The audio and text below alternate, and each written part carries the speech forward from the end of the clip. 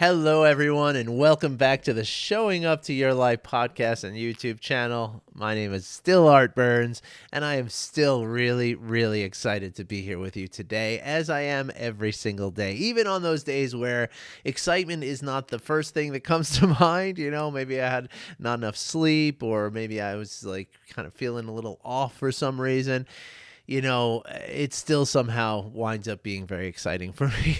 So you can have faith that I will always, and because again, I've said this before, but excitement is something that we can kind of create in our body, right? And we can create that with enthusiasm, but also really with presence, right? It's about just being present with whatever you're doing. Your body will automatically feel that excitement, as you continue to do it. And that's even with something that you just don't want to do. It can still happen that your body will feel the excitement as long as you are present with it. What will prevent that excitement from happening, or maybe create something different from excitement, which might be called stress, which stress is merely excitement that contains fear, right? That's the only difference between excitement and stress, is the fear component, right? And so there are the one thing that can prevent excitement from happening and maybe, turn it into that stress that includes the fear, is what we start thinking. Right. And when we're thinking about stuff and we're trying to think of how this isn't what we should be doing, or I wish I was doing this other thing, or if only I was feeling better, or if only I had more sleep last night, why didn't I go to bed earlier, and all that kind of stuff. Those are the thoughts that are going to bring us away from our presence. And in that space outside of our presence, that is where we are likely to feel that stress. Right. And so excitement is not something that has to happen from outside. I mean, of course, sometimes it does. You get on a roller coaster. Again, your nervous system is going to become excited by that. But it can also be something that happens completely from within. Right. And that really, kind of speaks to, what we do with mindfulness. Right. What we're practicing with mindfulness is the ability to see that my nervous system getting aroused, which is what we call excitement, it's a tricky word, of course, but hyper arousal is what they call it when your nervous system is activated in what we can call the stress response, right? Dr. Stephen Porges, the author of the polyvagal theory, he doesn't use the word stress. He uses the word mobilization, right? Which is to say that your nervous system gets to a place where it's like, okay, we got to move. We got to get out of here. We got to, get away from whatever it is that we're feeling is dangerous here, right? So you can look at it either way, because the thing with using the word stress is that it's, it's such a negative connotation, right? But there is a positive stress too. Right? There is the stress of the roller coaster, right? Where you feel like, okay, my nervous system feels very safe here, right? Because I feel this clamped thing coming on. I realize I have another seatbelt on. Before that, I just stood on that line for 40 minutes and watched this roller coaster go 10 times in that 40 minutes, and never once did anything bad happen, right? So I don't have a fear. I feel safe. Yet my nervous system gets excited because of this, because of that huge drop that I'm going to take, right? Like that's, and so both those things are stress, right? The excitement that you feel is stress on your body. It's just the kind of stress that's not going to become chronic, right? The difference is that if it's not driven by your fearful thoughts, then as soon as you get off the roller coaster, I feel better. My body comes back down until I go on to the next ride or have a big sugary drink or something like that, right? But the idea is that the chronic stress becomes chronic because it's fueled by the thoughts, right? And so let me tell you a story about that. I want to just officially say it. I want to own it and tell you that at this point, the black book is out the window at this point. I literally should just throw it out my window right now because we are so off this script now. Like I have now blown off like 3 days in a row of things that I wrote. We'll get back to it. It's okay. There's nothing wrong with it. It's just I'm letting you know and I'm owning it that we are completely in improvisational land here. This is no longer, we're not on the black book anymore. So just so you know, okay? And so this story is something that happened to me just the other day, and it wasn't on my radar at all to talk about here in the podcast, except for that until I should say that I just had a call with somebody, one of my clients, and this story came up. Okay, and it's really, really a valuable sort of illustration about the same perfectionism that I talked about, I think like about a week ago or so.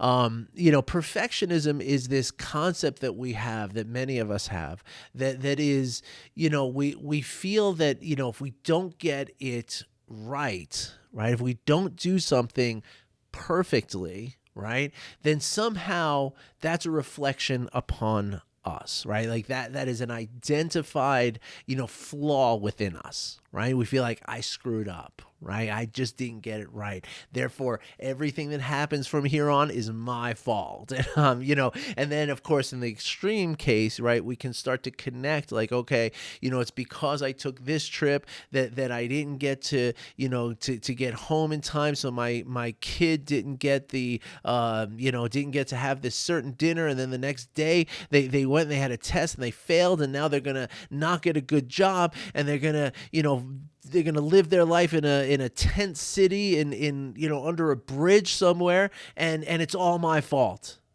because of this decision I just made, right? That's the kind of catastrophizing that we can sometimes get into, especially when we're in that realm of perfectionism. Now, I don't know if this has ever happened to you personally, okay, but it certainly has happened to me. My whole life I had this concept of perfectionism, and you know what? Until I started working with other people who were struggling with it, I never even recognized it in myself. So it could very well be that you might be dealing with some level of perfectionism that you don't even realize. And that really is kind of, again, the core of the work that we do in mindfulness is how we allow ourselves to understand what's happening, right? And so recognizing and noticing and understanding that, yeah, I am a perfectionist for, in some way, in at some level, right? And so that's a very important aspect, because really what this work is doing, right? The real core of what all of these practices that I talk about, and I've only talked about a slim minority of the various practices that I teach people, that every single one of these practices on some level is driving us to the same place, which is self-awareness. Because the more aware of ourself we are, the more we are able to identify the source of our suffering. Right? And so you might just feel the stress in your body, or again, the mobilization in your body, hat tip to Dr. Porges, you might just see the effects of the source of your suffering. And in most cases, that is the exact case, right? That we don't see the source of what makes us this way, of what creates these conditions, but what we see is, we see somebody who's chronically late. We see somebody who's so forgetful. We see somebody who's just so moody and reactive. We see someone who's depressed or anxious, or somebody who has an eating disorder or an addiction of some kind, right? That's what we see, right? We see the addiction. We don't see the source of why that addiction is, right? And in a lot of ways, that source, in every way, that source is the thing that's the most important, right? Like, yeah, we could treat an alcoholic by just getting them to not drink anymore, right? But that doesn't address the pain that drove them to become an alcoholic, right? And so the self-awareness is where we can discover the root of that pain. And once we can discover that, then it becomes very simple, to just take that thing, that source of our suffering. And as I just told somebody on the phone just a few minutes ago, and I tell everyone, including you, is that it's not about taking that thing and crumpling it up and throwing it in the garbage and saying, oh, you're bad. You're the thing that made me hurt all these years.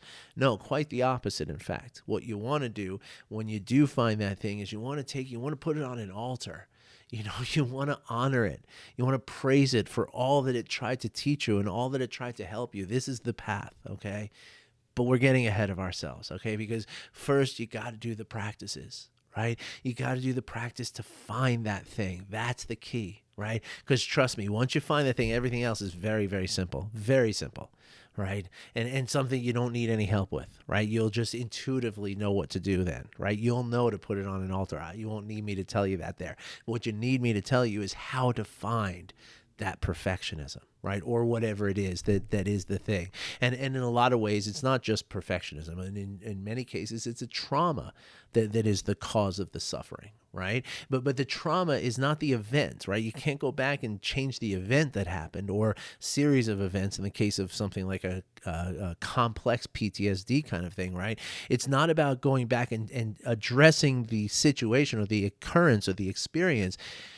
It's about addressing the trauma itself, right? Trauma is not the event. It's the trauma is in the aftermath of the event, right? Like, how do we process the event? How are we supported in processing that event? How safe do we feel after that event? These are the things that cause the trauma, right? And so, yeah, you're not going back to what happened to you and somehow traveling back in time and changing the outcome of that situation.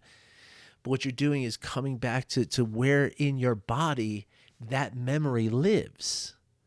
And that is that thing that you'll put on an altar. But you won't need me to tell you that, okay? So in this work, what we do is I often use the analogy of an onion when it comes to the work of mindfulness and self-discovery and self-exploration and self-awareness, right? And it very much feels that way, right? It's not something that you're adding, right? You're not learning how to practice something, right? You're not learning. Well, you are learning how to practice something, but it's not like I'm not just learning the moves of Tai Chi, for instance, right? What I'm learning is I'm learning how to look into myself, right? And I'm building that skill to be able to do that. And as I build that skill, there are going to be moments where it comes up, it fruits in my life, right? I see it happening, right? And those are the moments that I like to talk about when we get stuck, right? But again, it's not the getting stuck or getting unstuck that matters. It's the knowing that you got stuck. That's the important thing, right?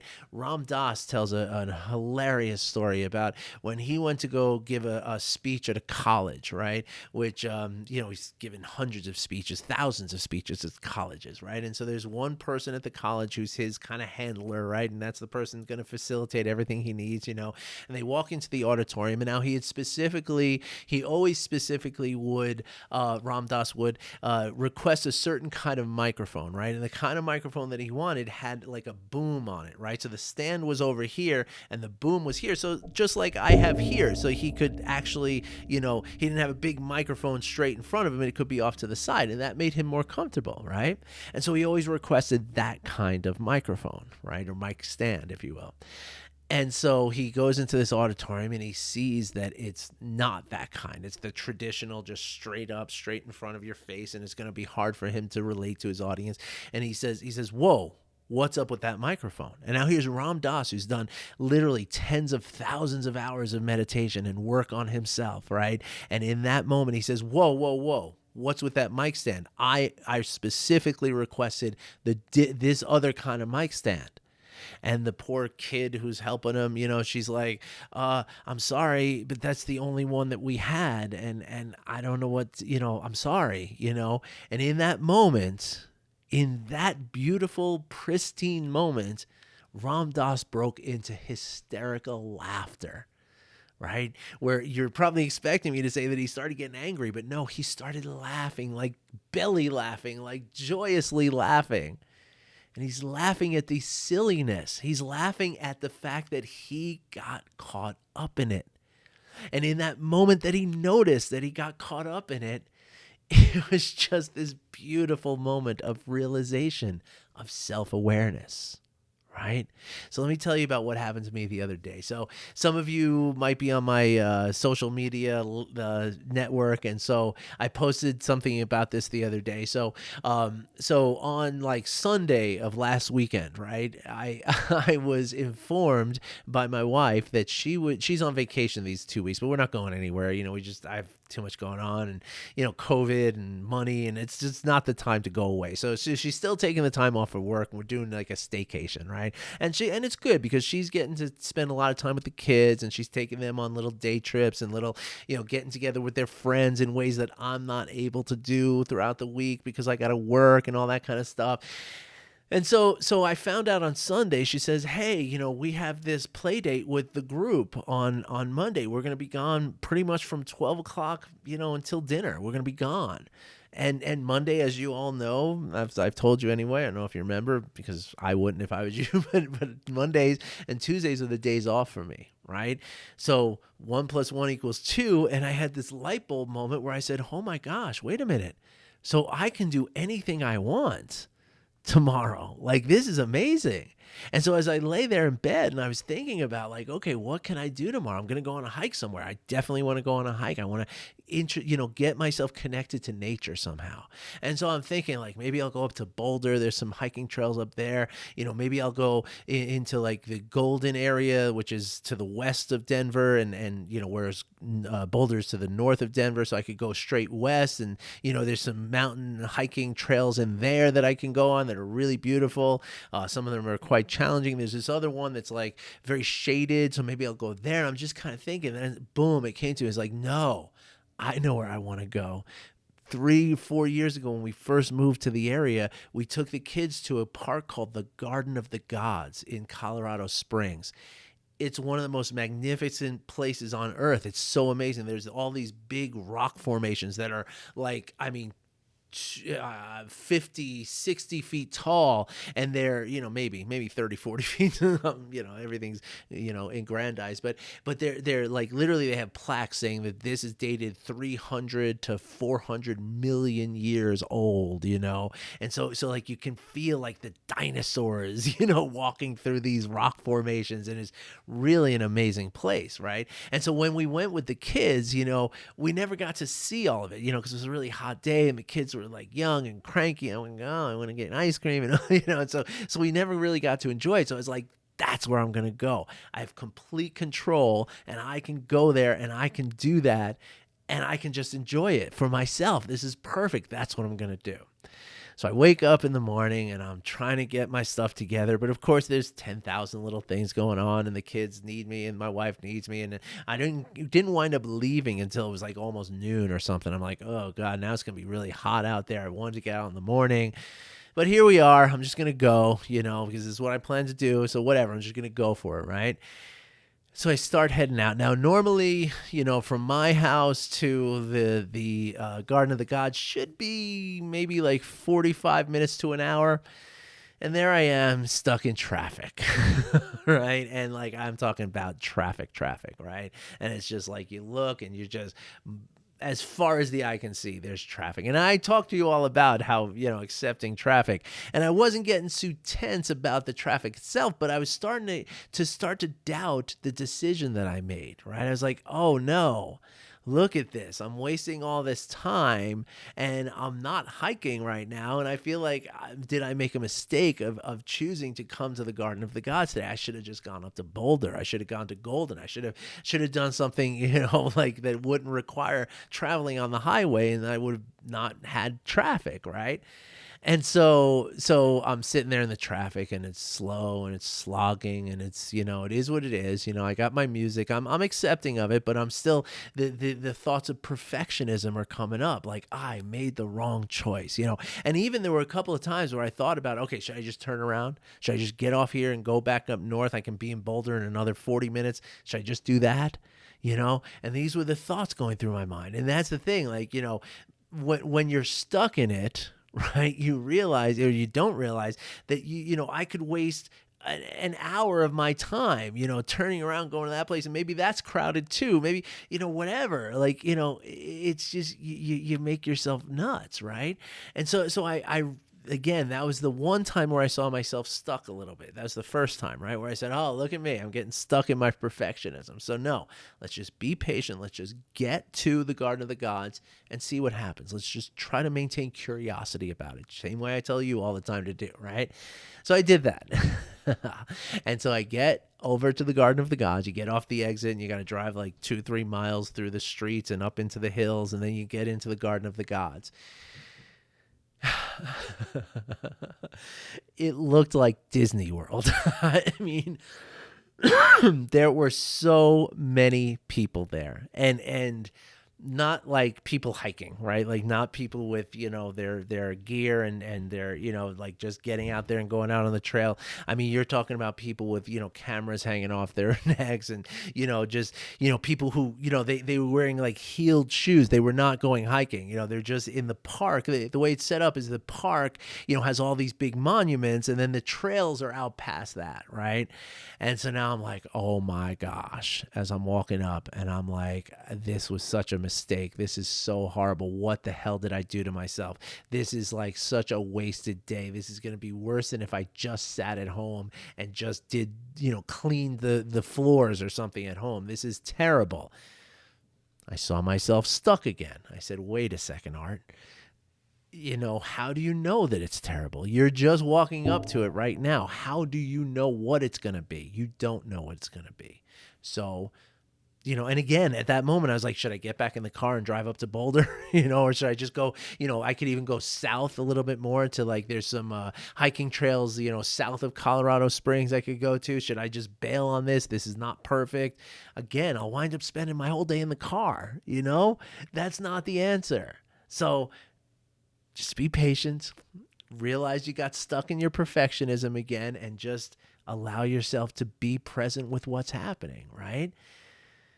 And so I started walking, and sure enough, and I didn't think about this ahead of time, I just realized that, afterward that, once I got out of that whole, monument area where all the, kind of tourists and day trippers, if you were, not people like me with hiking shoes on, and a backpack with everything I need. I could be out there for 10 hours if I have to be, I'm fine. These people wouldn't, they got like a little Poland Spring water bottle that's going to be empty in 5 minutes. I've got liters of water in my backpack, because I'm in the desert, and so I just proceeded, and I just walked, and I went through the park, and I climbed a couple of monuments, or, went up to them and checked them out and stuff. And then I was like, okay, there's the trails. Let me go there. And sure enough, within a half hour of that moment, right, I was completely alone on these beautiful trails with these beautiful formations in the background. And there's lots of little formations throughout this, all these trails, different rocks you can climb and stuff. I mean, there were some people out there. The most of the people that I talked to, though, were people who came by on a horse tour, and I talked to the two people who were guiding the tour. I was like, oh, what a great day. You guys have such a great job. He's like, yeah, another day in heaven out here. We made this great connection, and all the people on the horses were like, wow, this is cool. We just came across this guy in the middle of nowhere, this long-haired guy. He's so friendly, And so it was like this beautiful moment, right? It became a beautiful moment. And then I became so entrenched in the presence of this beautiful moment. I mean, first of all, I got completely lost. I must have hiked literally like 7 or 8 miles throughout all these trails because I didn't have a trail map or anything. I was like, I don't care where I'm going. I just want to get away from all those people. So just go. It doesn't matter. And so, and I wound up, my legs were sore as anything because I hiked a lot further than I thought I was going to hike, but in the end, right, as I'm getting back, because now, of course, in the end, I got to go back through Disney World to get to where my car is and get home, and at this point, it's like 4:30 in the afternoon. I've been out there for like 4 hours, and I'm feeling like, it's like 5 o'clock, I guess, because I was out there for about 4 hours, which, out in the desert sun in Colorado. I mean, it was, and my water was empty at that point. I had a half a sandwich, and, I was done. I was time to go, And I'm starting to go, I'm like, oh boy, now I got to get back into Disneyland over here, And as I did, right, again, I was like, what's wrong with these people being here? There's nothing wrong with these people being here. It's beautiful that these people are here, in fact. It's a holiday weekend. It's a really hot day, but these people are out here anyway, and they're seeing something that's just magnificent, beautiful, amazing stuff. And so I celebrated. Now, in the past, right, I could feel it. Even in the moment, I could feel it. In the past, I would have been like, angry at these people. Like, how dare all you people decide to come here on the same day that I decided to come here? Who do you think you are? But in this moment, because I was really grounded in the present moment and feeling the love for myself and feeling that I got stuck in that perfectionism and letting go of that, you know what I wound up doing? There was like, I don't know, 3 or 4 different couples who I saw along the way where, the wife would be taking a picture of the husband holding the baby in front of the rocks. And I'd be like, and half of them didn't even speak English, so I'd just be like, give them the sign language. And, oh, yeah, thank you. And they go and they stand together. And I take a family picture. And something that they can now, it became this thing that used to be this feeling of anger and resentment became the purest form of compassion and kindness that I could possibly feel. It wasn't because the circumstances were perfect. It wasn't because the weather was perfect. It certainly was not. I was praying that it was going to rain half the time because it was really hot. It wasn't because I love tourists. It wasn't because I love crowds. I definitely do not. Right? It wasn't because it was so convenient, because it wasn't. I sat in traffic. So what was it? What brought this compassion about where normally there would be resentment? It's one thing and one thing only, folks. It's the presence. I mean, technically it's more than that. It's the integration of my body, which allowed the compassion to flow through. But that integration came from the being present and being accepting and being curious and just being in the moment. And that's all it took.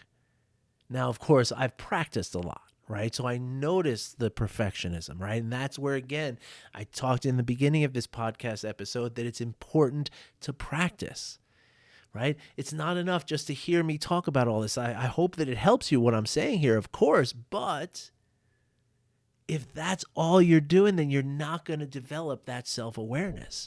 And in that, you without that self-awareness, you're not going to notice when you're in that place of perfectionism. And that place of perfectionism is what's going to drive the resentment of all these, tourists who are here. Right? That's going to drive that resentment, which is going to create the emotional response of, like, get me out of here.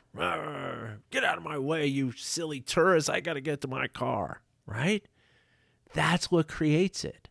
So it's this self-awareness that allows you to see where you're suffering, which in my case, in this particular example, was the perfectionism. By the way, one way to practice presence and a way to surely address perfectionism is through the practice of self-compassion, which is a mindfulness practice in and of itself. And I'd be more than happy to teach you that. Like, really happy. Pardon me. I'd be really happy to teach you that. And it won't take long. I mean, as little as like maybe 4 or 5 sessions of coaching. And one of those sessions is already paid for. It's free. It's yours. You own it. All you got to do is claim it.